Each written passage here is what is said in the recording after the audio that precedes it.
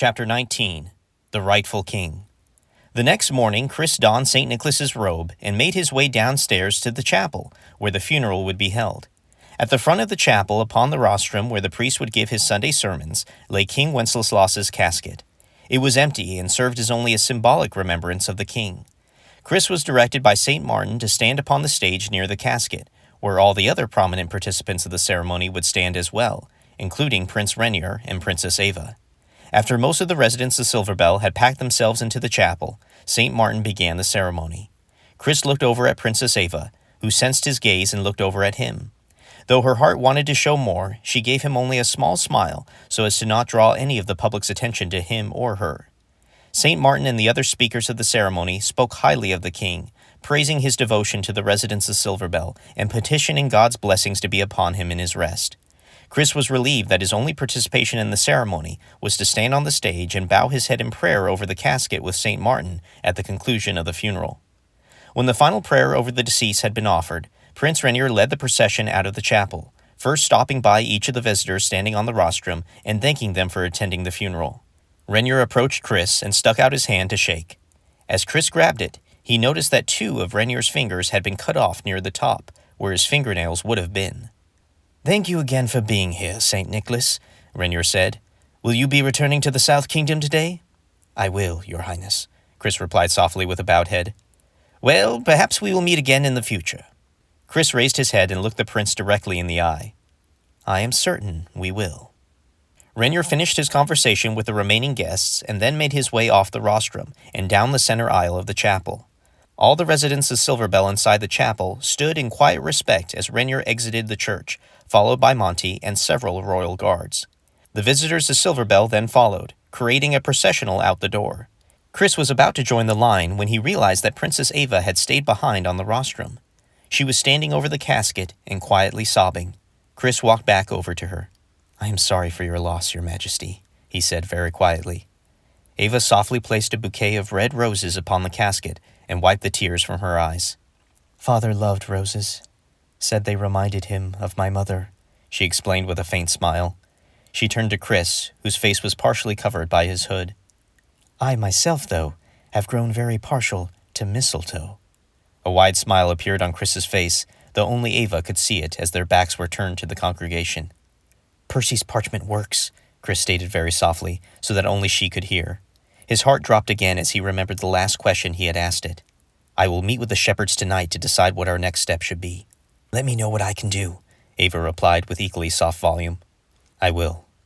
Chris turned and walked down the rostrum, leaving the princess standing at the casket. The congregation would not disperse until she left. Chris made his way down the center aisle, the processional still not having made its way fully outside. Chris raised his head a little higher than he had during the ceremony, for he was scanning the congregation for a familiar face. Toward the back of the chapel, he found the person he was looking for. Standing near the aisle was Rudy Chesterton, dressed nicer than Chris had ever seen him. The memorial ceremony had put a somber look on his face. Chris continued walking down the aisle, but paused when he came next to Rudy. Chris turned his head slightly so that no one would pay notice.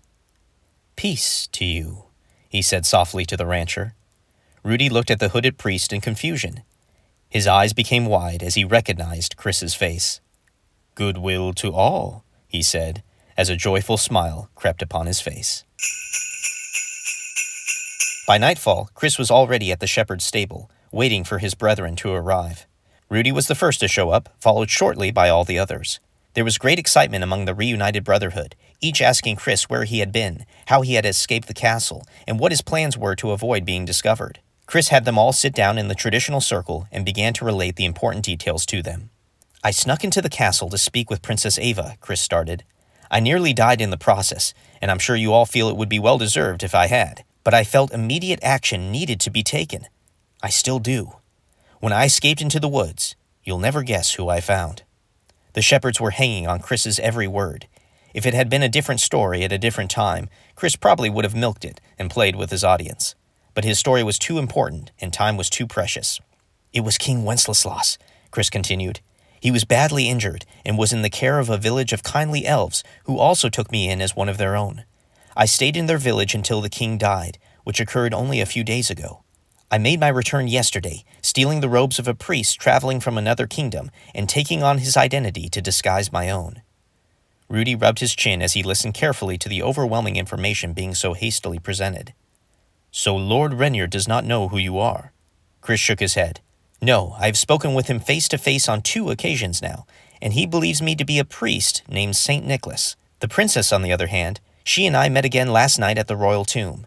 She informed me that Renier's coronation is scheduled for tomorrow. There was a collective murmur from the group confirming his statement.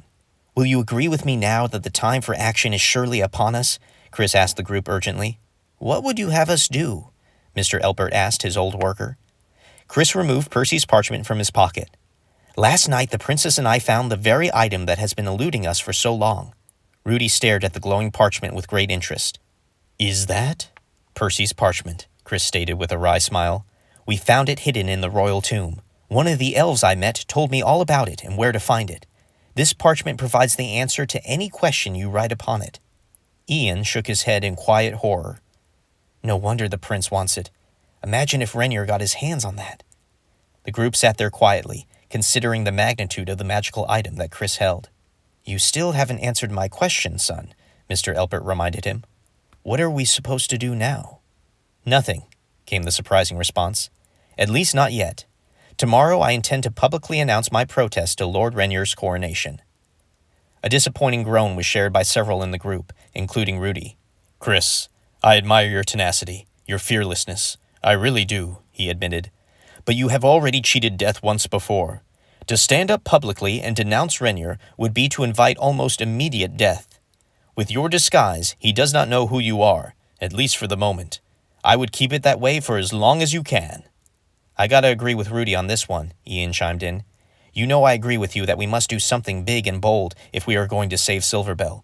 But what you are suggesting is too big, too bold. We shepherds cannot stop Renier by ourselves. We need the support of the people. Chris nodded his agreement. Then that is what you can all do in the meantime, Chris determined. Rally the support of the residents of Silverbell. Tell them about the shepherds, about the great danger that a Renier rule would bring. Tell them everything we know. I sense a terrible war awaits us, and I agree it cannot be won. It cannot even be fought without the support of our people. And what about you? Rudy asked seriously. While we prepare the people for this war you speak of, you will be locked away and executed for treason. I almost certainly will be locked away for what I plan to do tomorrow, Chris agreed. But I am still working on a plan to avoid the latter part. He looked at Rudy with a sincere face. And I will not be committing treason. Rudy chuckled. That's not how Lord Renier will see it, he warned. In fact, that's not how anyone will see it. While you and I both know that Renier is unfit for the throne, we cannot argue the fact that according to the law, his coronation is just and proper. Rebel we will, if rebel we must, but we cannot hide the fact that he is in fact the one the law has named king. Chris said nothing at first, but instead handed Rudy a feather pen and ink, along with Percy's parchment. The law states that the prince shall take the throne upon the death of the king, if the king has not named another to take his place, Chris explained. My protest tomorrow cannot be called treason, for his coronation, which you claim to be right and true, is in fact false and unnecessary. King Wenceslas crowned another before his death. He motioned for Rudy to write. Ask the parchment who the King of Silverbell is. Rudy furrowed his brow, almost intimidated by the fact that Chris seemed to know a great deal more about the situation at hand than he did. He dipped the pen in the ink and did as directed. Who is the King of Silverbell? He wrote on the paper. When the answer appeared, Rudy looked up in complete shock at Chris, who was smiling warmly back at him. You said earlier that Renier doesn't know who I really am, Chris recalled. He will know tomorrow. All of Silverbell will know tomorrow.